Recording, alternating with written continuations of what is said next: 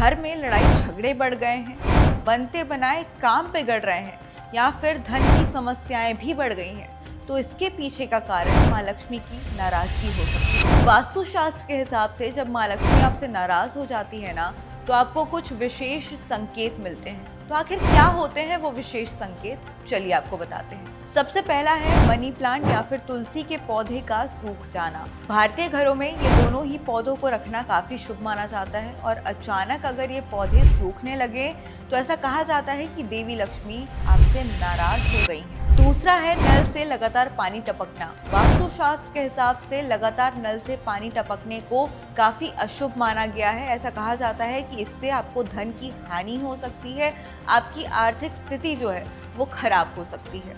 तीसरा है बार बार जेवर या फिर पैसों का गुम होना। माँ लक्ष्मी जो है वो धन की देवी है और अगर आप बार बार पैसे या फिर सोने की कोई चीज खो देते हैं तो इसका मतलब ये है कि माँ देवी आपके पास टिकना ही नहीं चाहती है।